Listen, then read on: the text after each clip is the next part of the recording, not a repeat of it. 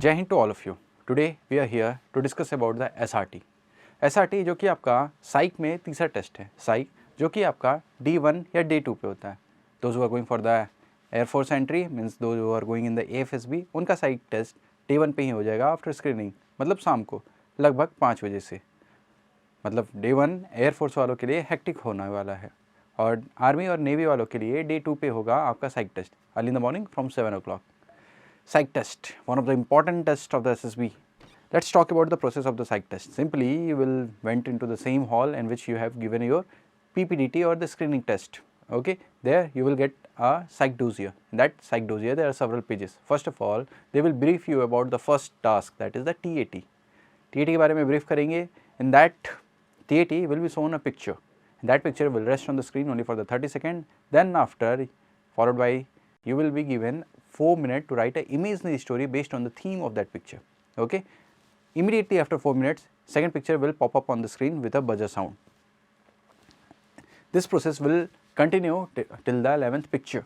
Okay, 12th picture में भी buzzer बजेगा, beep sound आएगा और आप फिर से screen की तरफ देखोगे, but that will be blank in nature.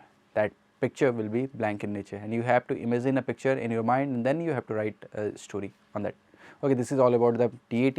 Then WAT, you will be shown 60 words and each word will flash on the screen only for the 15 seconds. In that 15 seconds, you have to see, think and have to write a sentence on that word.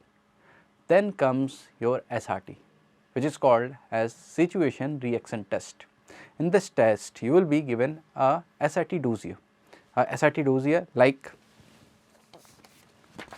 this. Okay. There were several pages in that SRT dossiers and that pages consist of 60 situations and you will be given with 30 minutes in order to deal with those 60 situations. एक चीज़ याद रखना, वो साइक dossier वैसे तो laminated होता है but साफ साफ इंस्ट्रक्शंस होते हैं, need not to write anything on that SRT dossier. Okay, आपको अपना जो आंसर लिखना है वो अपने साइक डोजियर, मतलब जो आपको कॉपी पहले मिली है उसी पे लिखना है, उस SRT डोजियर पे नहीं लिखना है. ठीक है, टोटल 60 वर्ड होने वाले हैं उस डोजियर के अंदर, SRT डोजियर के अंदर, और आपको सॉल्व करने हैं वो 60 अगले 30 मिनट में. सॉल्व करने के लिए आपको कुछ ना कुछ करना होगा, नहीं तो फिर 30 मिनट में 60 सिचुएशन नहीं कर पाएंगे. Very first thing, try to write in the telegraphic language. हमेशा टेलीग्राफिक लैंग्वेज में एक्शन स्पेसिफिक होके आपको जवाब देने होंगे. For sake, he went there, he inform the police. Okay, he goes.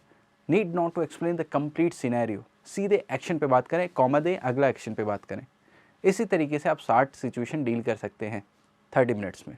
Okay, SRT major role play करता है. और एक चीज़ याद रखिएगा, SRT ऐसा नहीं है कि उसका कोई परफेक्ट आंसर होने वाला है. That will depend on upon your personality, means upon your PIQ. एक ही सिचुएशन दो अलग अलग पर्सन के लिए वेरी कर सकता है. एक ही सिचुएशन में दो अलग अलग पर्सन्स का रिएक्शंस अलग अलग आ सकते हैं. That is completely okay. Neither A is wrong nor B is wrong, because person to person situation differ करेगा, सिचुएशन का रिएक्शन डिफर करेगा सिचुएशन ही. ओके, पहला लिखने का तरीका होता है टेलीग्राफिक लैंग्वेज. शॉर्ट में एक्शन लिखिए, कॉमा लगाइए, आगे एक्शन. फॉर से वेरी जो बहुत कॉमन एग्जाम्पल है, while travelling in a train he went to the washroom. After returning to his seat he found his briefcase missing. He, अब देखिए sir, वो ट्रेन में ट्रेवल कर रहा है, ट्रेन ऑलरेडी चल रही है, कुछ देर के लिए वॉशरूम गया, वापस आया तो देखा कि वहाँ ब्रीफकेस मिसिंग है. ऐसे सिचुएशन में अब इसका सॉल्यूशन आप कैसे लिखेंगे? Whatever solution is. For sake, अगर किसी ने सॉल्यूशन लिखा, he ask with the fellow passenger, find nearby, got his luggage. Complete हो गया इतने पे. स्पेसिफिक एक्शन ही लिखना है. नीड नॉट वो इनसे पूछा कहाँ गया, ब्रीफ केस के बारे में डिफाइन किया, ना उतना लिखेंगे सर तो 60 सिचुएशन डील नहीं कर पाएंगे. इसमें आप लोगों में से कुछ लोगों ने इसको सोचा होगा कि ब्रीफ केस खो गया, लेकिन ऐसा नहीं है, चोरी हो गया ऐसा नहीं, वो मिल नहीं रहा है. बस हो सकता है कोई फेलो पैसेंजर उसको उठा के नीचे रख दिया या फिर दूसरे सीट पर रख दिया हो. सिंपली आपने क्या किया, अपने आसपास देखा, अपने जो फेलो पैसेंजर्स थे उनसे पूछा और अपने बैग को फिर से आप पा गए और पाके अपना जर्नी को कंटिन्यू रखा. That's it, specific action. Got it. इसी तरीके से 60 सिचुएशन आपको डील करने होंगे. एक चीज़ याद रखिएगा, नीड नॉट टू और never skip any SRT. Word WAT में अगर कोई वर्ड नहीं आ रहा है तो आप उसको स्किप कर सकते हैं क्योंकि उसका मीनिंग नहीं आ रहा है. लेकिन SRT में अगर आप स्किप कर रहे हैं मतलब आप किसी सिचुएशन, एक किसी पर्टिकुलर सिचुएशन से भाग रहे हैं, अगर 45 भी हो रहे हैं कोई दिक्कत नहीं है, लेकिन बीच बीच में छोड़ छोड़ के मत जाइएगा। जो भी आए सीक्वेंस वाइज आप करते जाओ, वो सारे सिचुएशंस को डील करते जाओ। Got it? Okay, today we are here with some sample SRTs। देखते हैं क्या हो सकता है उसमें। Okay, like here the first SRT, you got addicted to drugs and you needed money urgently to buy drugs, you will। इस situation में दिखा रहा है कि मान लीजिए आप या फिर कोई एक पर्सन है जो ड्रग से एडिक्टेड हो चुका है और उसको अर्जेंटली पैसे की ज़रूरत है ड्रग्स लेने के लिए। अब वो क्या करेगा? ट्रिगर किस पे कर रहा है? Urgently to buy drugs, money चाहिए। सर ऐसे सिचुएशन में वो डॉक्टर से कंसल्ट करेगा या फिर अपने किसी ऐसे लोगों से कंसल्ट करेगा जो उसको डी एडिक्ट करने में हेल्प करे। ओके, ऐसा नहीं है कि वो पैसा का अरेंजमेंट करके खरीद ही लेगा ना। ऐसे सिचुएशन में he will visit to the doctor and get his treatment. That's it. Okay, इतना ही करना है आपको, ज़्यादा उसमें नहीं लिखना है। एक चीज़, जो भी आंसर मैं दूंगा या फिर जो सैंपल यहाँ पे दे रहे हैं वो आंसर परफेक्ट है ऐसा कोई गारंटी नहीं है, और वो आंसर सही है ऐसा भी कोई नहीं। आपके हिसाब से, आपके सिचुएशन, आपके PIQ के हिसाब से, फॉर सेक अगर आप एक सर्विंग पर्सनल हैं और आप ऑलरेडी AMC में हैं, ऐसी चीज़ें जहाँ पे आपको पता है कैसे डायरेक्ट हो सकता है, आपको पता है किधर जाना है। ओके, या फिर कुछ ऐसे बैकग्राउंड से आ रहे हैं आप जहाँ पे इन सारी चीज़ों का क्योर अवेलेबल है, तो आप अपने हिसाब से रिएक्ट करोगे। ओके, मैं बस इतना बता रहा हूँ कैसे लिखना चाहिए, क्या अप्रोच रखना चाहिए। Got it? Like you applied for sub-inspector post and you were shortlisted for final interview. Someone approached you to give him 10 lakh rupees and job will be yours. You will। दो situation दिया है sir, आपको trigger कर रहा है किस लिए कि आपको जॉब चाहिए, जॉब के लिए वो 10 लाख आपको दीजिए और आपका जॉब सिक्योर हो गया है। ओके, लेकिन आपको अपने टैलेंट पे भरोसा है, अपने मेहनत पे भरोसा है, आप ऑलरेडी अपने दम पे इंटरव्यू तक शॉर्ट लिस्टेड हुए गए हो, तो need not to go with that 10 lakh offer. ठीक है, अपना सिंपली आप अपना जाके इंटरव्यू दीजिए, अपना बेस्ट दीजिए, you will get selected. At the same time दूसरे चीज़ को भी छोड़िएगा नहीं। ये जो 10 लाख रुपए मांग रहा है इसको भी कंप्लेन कर देना अथॉरिटी से। Got it? एक प्रॉपर चैनल से अथॉरिटी को कंप्लेन कीजिएगा ताकि ऐसे बहकावे आने वाले कैंडिडेट्स को ना दिया जा सके और आप अपनी मेहनत से सेलेक्ट हो गए। Okay, reject his offer, give his interview, got selected and informed to the authority regarding that bribery. But that's it. Okay, next one. Like his dream was to become a pilot. After his medicals, he came to know that he is unfit for flying. हो सकता है, बहुत लोगों के साथ होता भी है, स्पेशली दोज ऑफ एयरफोर्स और एफकैट। फ्लाइंग के लिए आप जाते हैं, आप CPSS भी क्लियर कर चुके हैं, लेकिन अल्टीमेटली आप मेडिकली फ्लाइंग के लिए फिट नहीं है। ऑल्दो ऑर्गेनाइजेशन के लिए फिट हैं, लेकिन फ्लाइंग के लिए कुछ स्पेसिफिक मेडिकल रिक्वायरमेंट्स होती हैं, वो आप फुलफिल नहीं कर पा रहे हो। Then at that situation what will you do?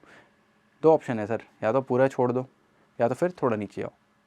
दूसरा वाला ऑप्शन सही है, आपका सपना था एयरफोर्स में जाने का, उसके बाद आपने सपना देखा कि उसमें आपको फ्लाइंग के लिए, if you are not able to opt the flying branch, you can go for the administrative, logistic and educational branch. Simply जो आप, मेरा सेकंड प्रेफरेंस होगा एडमिनिस्ट्रेटिव, लॉजिस्टिक या एजुकेशन या फिर वेपन सिस्टम, मैं उनमें से कोई एक ऑप्शन ऑप्ट करके सर्व करूँगा इंडियन एयरफोर्स को। Got it?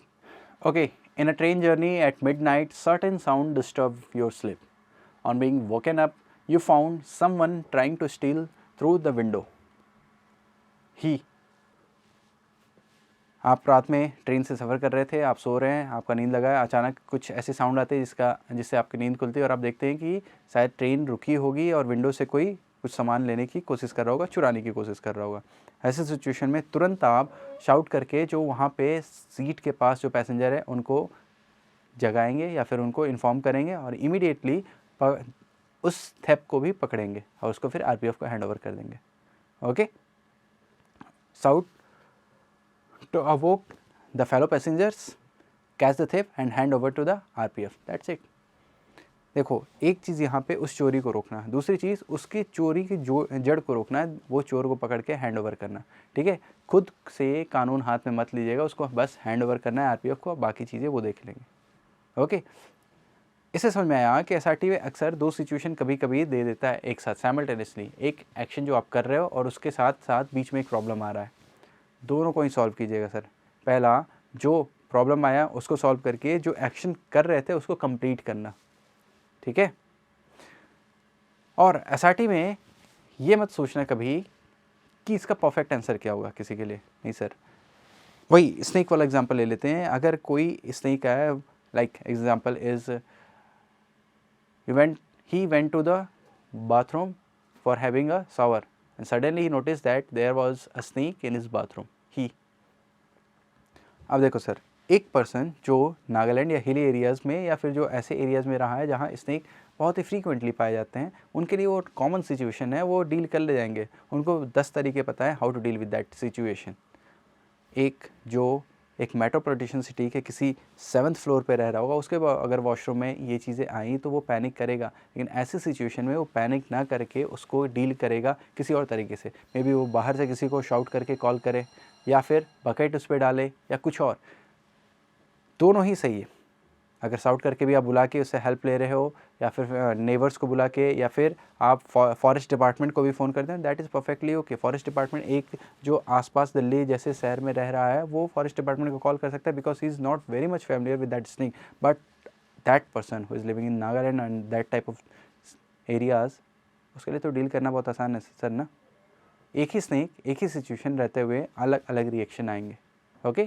तो need not to bother about that reaction कि परफेक्ट क्या होगा। परफेक्ट वही होगा जो आप जेन्युइनली जो चीज़ करोगे उस सिचुएशन में। डील करने के लिए सबसे अच्छा तरीका खुद को उस सिचुएशन में रख दो, सोचो अब मैं इसके आगे क्या करूँगा, ओके। इसी तरीके से बाकी बहुत सारे SRTs और बहुत सारे टाइट प्रैक्टिस के लिए you can join MKC classes. यहाँ पे आपको कंप्लीट 14 डेज़ में साइक टेस्ट का इवैल्यूएशन और उसका आपके हिसाब से क्या उसमें ऐड ऑन करने चाहिए वो हमारे SSS द्वारा बताए जाते हैं। Rest of the things we will discuss in the classroom. See you soon in the classroom. Till then, have a nice day. Jai Hind.